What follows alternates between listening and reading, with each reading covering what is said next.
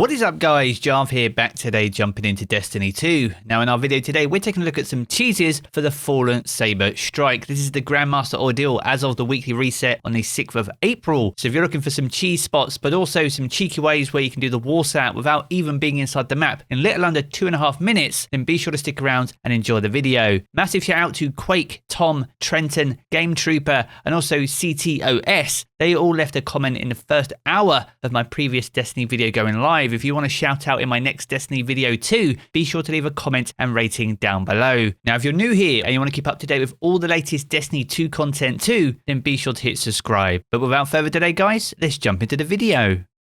Now, upon this week's weekly reset, we have the Fallen Saber as the Grandmaster ordeal this week. It can be seen as one of the more difficult Grandmasters in the rotation, with some tricky spots, in particular at the very beginning of the strike, but also in the boss room itself. Now, credit where credit is due, a massive shout out to Cheese Forever. He covered some very similar glitches earlier in the season when the Fallen Saber strike first released. So massive shout out to him. If you haven't checked out his channel already, be sure to do so, and I'll leave the link to that down in the video description below. Now, unlike earlier in the season where some classes required their super in order to clear some particular gaps out of bounds, we're going to be utilizing the insane hunter flying that I covered earlier in the year. Now, if you haven't seen that video, I'll leave it in the card up above, but also down in the video description below too. So be sure to check it out. It's a very easy technique to pull off. But using nothing but the Lament and also your double jump, you can cover some pretty incredible distances, which is going to be absolutely key for getting up to the Warsat out of bounds. Now, when you first start the strike, you want to head to the left hand side, and we're going to be making our way into this small cave. And by parking our Sparrow here, but also using our thrusters to thrust to the left whilst jumping, this allows us to Sparrow breach through a small gap in the wall far more consistently than any other method. And once out of bounds, you can collect a ghost from Destiny 1 that's been left over in the Destiny 2 conversion. But we're going to be jumping back on our Sparrow and heading over towards the grottos. Right now we're still in the Forgotten Shore, so what we need to do now is jump up here, and this allows us to load the grottos checkpoint. And once this is fully loaded, this will trigger the Warsat dialogue, but also we need to jump over here and to this square looking rock in the distance. Now from here we're going to make our way to this rock you can just about see under the map. This is where we're going to use Hunter Flying. Now, by using the block, light attack and heavy attack, this allows us to get some huge forward momentum whilst also keeping us in the air. And if we alternate this with the Hunter's jump, it allows us to cover incredible distances. Now from here we need to repeat the same process to the left side of this hive structure. If you do it to the other side,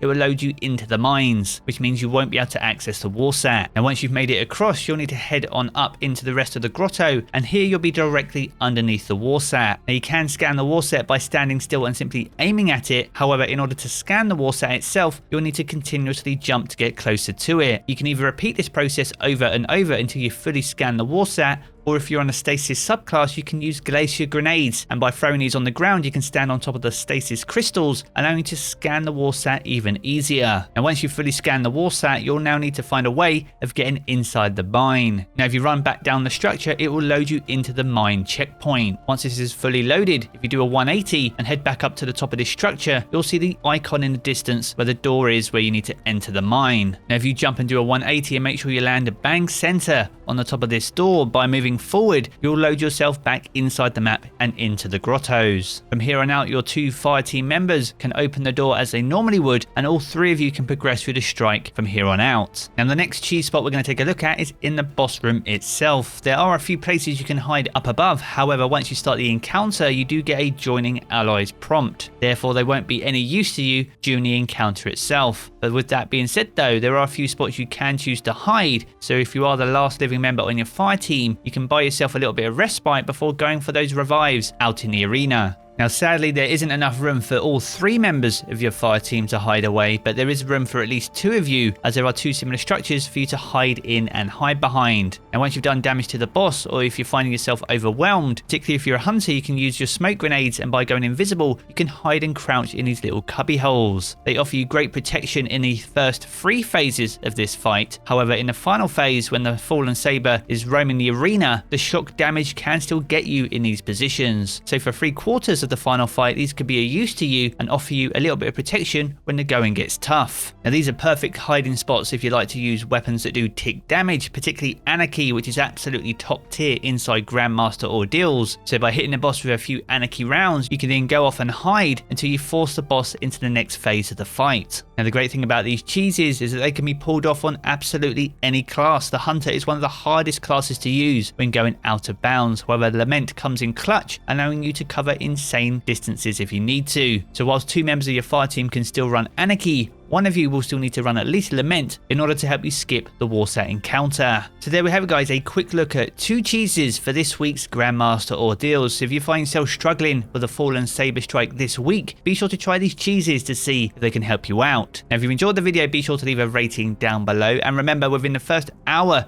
of the video going live, if you leave a comment on this video too, you have a chance of getting a shout out in my next Destiny 2 video. Now if you're new here or you want to keep up to date with all the latest Destiny 2 content as well, then be sure to hit subscribe. I'm going to let the rest of this encounter play out for you guys, and I will catch you all again very soon.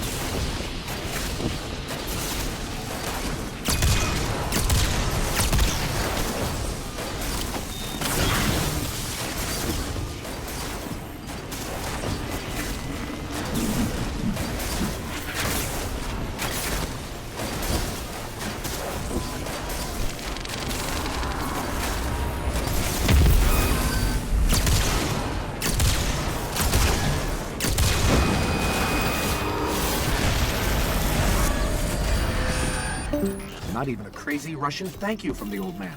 Typical. The Fallen will claim nothing from this breach, not even the debris. I'm